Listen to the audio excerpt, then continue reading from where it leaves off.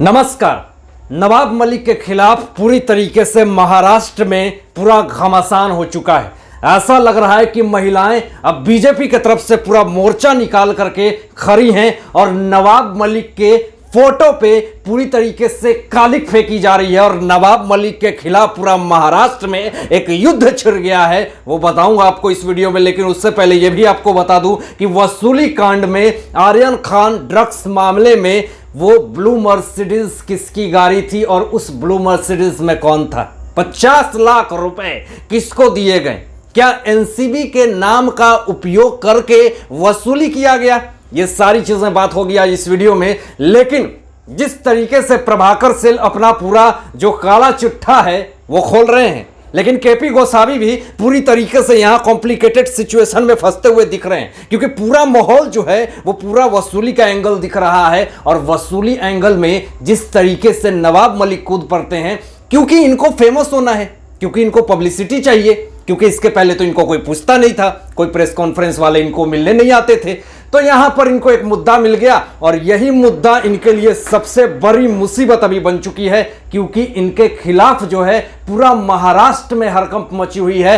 पूरे अनुसूचित जाति के लोग पूरे भीड़ लगा करके बैठे हुए हैं कि पूरी महिलाएं जो हैं वो कोर्ट में जाएंगी और इनके खिलाफ पूरी तरीके से कार्रवाई होगी। और आपको मैं ये भी बता दूं कि नवाब मलिक ने जिस तरीके से समीर वानखेड़े जी के ऊपर ऐसे ऐसे आरोप लगाए हैं, अब पूरी तरीके से मांग हो रही है कि अब प्रूफ करी जाए। लेकिन आपको इस बीच में मैं आपको यह भी बताना चाहूंगा कि आखिर नवाब मलिक इतना ज्यादा क्यों फुदक रहे हैं और इतना ज्यादा आरोप क्यों लगा रहे हैं। इन्होंने पूरी तरीके से कहा था देवेंद्र फडणवीस के बयान पे कि मैं हाइड्रोजन बम फोड़ूंगा। वो बम फोड़ने की बात कर रहे थे और वो बम नहीं निकला, वो तो फुस हो गई। लेकिन जिस तरीके से फुस्सी बम को ये बम नहीं कह रहे थे और आज जिस तरीके से इन्होंने आरोप लगा दिया देवेंद्र फडणवीस जी के ऊपर, जो कि महाराष्ट्र के पूर्व मुख्यमंत्री हैं, उन्होंने कहा कि महाराष्ट्र के पूर्व मुख्यमंत्री देवेंद्र फडणवीस के राज में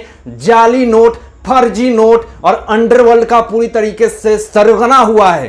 तो पूरी तरीके से जब आरोप लगाया गया तो बीजेपी के लोग भी चुप रहने वाले नहीं थे। उन्होंने कहा कि ये जो आरोप लगा रहे हैं अब इनको बहुत ही महंगा पड़ेगा और ये अंडरवर्ल्ड का आदमी दाऊद इब्राहिम का गुर्गा इस तरह का जो बात कह रहा है, अब इसके ऊपर तो पूरी तरीके से कार्रवाई होनी चाहिए। और आज पूरी तरीके से प्रेस कॉन्फ्रेंस में नवाब मलिक पूरी तरीके से टेंशन में थे। पूरी तरीके से उनके आंखों में वो डर, वो बौखलाहट थी कि अब अगला दिन क्या मेरे प्रति अब खुलासा होगा। लेकिन ये नवाब मलिक जी ऐसा क्यों कह रहे हैं और क्यों कर रहे हैं ये भी आप समझ लीजिए। कभी भी कोई इंसान को अगर कोई पूछता नहीं है, उसकी पब्लिसिटी नहीं होती है, फेम नहीं होता है, तो वो कोई बड़े केस को उठा करके उस पर टिप्पणी करता है, या फिर बड़े केस जो पूरी सेंसेशन बनी हुई है पूरा देश में, उसके लिए अनगढ़ंत बयान देता है। और इसलिए कि थोड़ा मैं फेमस हो जाऊं, थोड़ी सी मेरी टीआरपी बढ़ जाए। और मैं आपको यह भी बता दूं कि यह इतिहास गवाह है कि बड़े से बड़े बॉलीवुड एंटरटेनर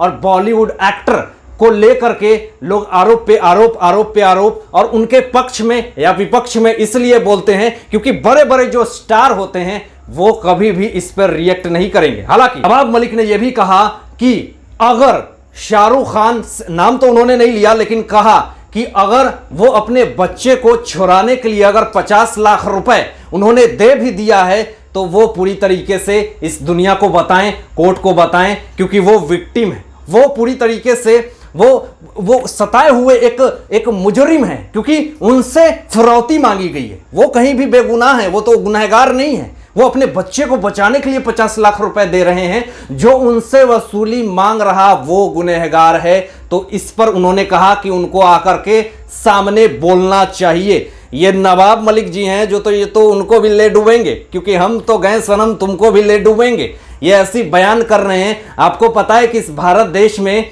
गंदा काम करना और करवाना ये दोनों गुनाह है। घूस लेना और घूस देना ये गुनाह है। दहेज देना, दहेज लेना ये भी गुनाह है। तो आप किस बेसिस पे कह रहे हैं कि अपने बच्चे को छुड़ाने के लिए अगर कोई 50 लाख रुपए दे देता है तो वो बिल्कुल सही है, उसे अपने हक के लिए लड़ना चाहिए? यानी आप कहीं ना कहीं क्राइम को पूरी तरीके से बढ़ावा दे रहे हैं और आपके खिलाफ जिस तरीके से महाराष्ट्र में मोर्चा चल चुका है आपको सोचना चाहिए। लेकिन इसी बीच में कुछ सवाल जो है वो पूरी तरीके से उठ रही है कि अगर प्रभाकर सेल इंडियाना होटल के पास जाता है तो वहां पे 50 लाख रुपए उसे दिए जाते हैं। अब सवाल यहां पे ये उठता है कि प्रभाकर सेल तो ये कहता है कि वहां व्हाइट गाड़ी से कुछ लोग आते हैं और 2 बैग में भरे हुए 50 लाख रुपए उसे मिलती है। लेकिन अब इस बीच में जो सवाल खड़ा हो रहा है वो 50 लाख रुपए क्या केपी गोसावी को दे दिए गए, या फिर वो 50 लाख रुपए फिर से पूजा डडलानी को जिस तरीके से फिरौती देने का आरोप लग रहा कि आप 50 लाख रुपए उनको दे दिए गए। तो ये सारा जो सिचुएशन क्रिएट हो रहा ये कहीं ना कहीं अपने आप में एक बहुत बड़ी बात है। लेकिन उससे पहले ये भी बताऊं कि यहां पे सैम डिसूजा ने ये बात कही थी कि मैंने नीली मर्सिडीज देखी थी, ब्लू मर्सिडीज देखी थी, जिसमें कि केपी गोसावी और पूजा डडलानी होती हैं और दोनों में बात होती है, दोनों 25 करोड़ पे डील फाइनल होती है और 18 करोड़ पे उसको डन किया जाता है और फिर उसके बाद 8 करोड़ रुपए समीर वानखेड़े जी को भी देनी थी, ऐसी खबरें आ रही थी। लेकिन सैम डिसूजा ने यह भी कहा कि जो केपी गोसावी बात कर रहा था समीर वानखेड़े जी के नाम से, वो समीर वानखेड़े 2 वो प्रभाकर सेल का नंबर था। यानी पूरी तरीके से सैम डिसूजा ने यह कहा था कि यह आरोप जो है वो समीर वानखेड़े जी के ऊपर जो लगाए जा रहे हैं वो बिल्कुल ही गलत है। लेकिन सवाल एक और यहां पे खड़ा हो रहा है कि क्या एनसीबी के नाम से यूज करके क्या केपी गोसावी ने 50 लाख रुपए उठाए, क्या 18 करोड़ रुपए फिरौती लेने की पूरी तरीके से कार्यक्रम चल रही थी? तो ये अब जो बड़ा आरोप लग चुका है कि केपी गोसावी सिर्फ और सिर्फ अपने निजी फायदे के लिए वो एक प्राइवेट डिटेक्टिव बन करके एनसीबी के दफ्तर में घुसता है और फिर उन सारे हिट लिस्टेड जो बड़े बड़े नाम होते हैं उन सब से फिरौती करने की कोशिश करता है। तो इस तरह का आरोप जिस तरीके से लग चुका है और इसी बीच में महाराष्ट्र में घमासान जो हो रही है, पूरी महिलाएं अब घर घर से निकल चुकी हैं, पूरा बवाल मच चुका है पूरा महाराष्ट्र में। आज कहीं ना कहीं पूरी महिलाएं अपने हक के लिए और अपने इंसाफ के लिए लड़ रही हैं, क्योंकि अगर उनके लिए और उनके खिलाफ अगर कोई आवाज उठाएगा तो उसको हम नहीं छोड़ेंगे, ऐसा मराठियन लोगों का कहना है। कि नवाब मलिक जो हैं दिन प्रतिदिन उनकी बरबोलापन और उनके रोज नए नए आरोप से हम लोग परेशान हो गए हैं, त्राही त्राही कर रहे हैं कि आखिर ये क्यों ऐसी बात करते हैं, ये क्यों इस तरह की बात विचार इस समाज में फैलाते हैं, आखिर इनको मिलता क्या है? ये सब चीजें कर करके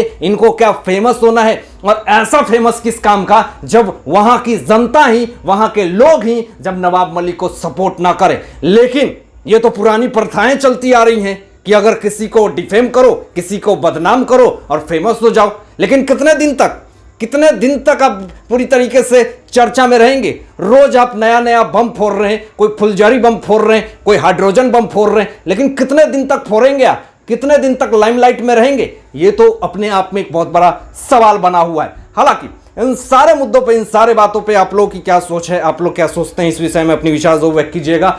और ऐसे ही लेटेस्ट अपडेट पाने के लिए इस चैनल को सब्सक्राइब करके बेल आइकन प्रेस कर दीजिएगा और अपना ध्यान रखिएगा। Thanks for watching my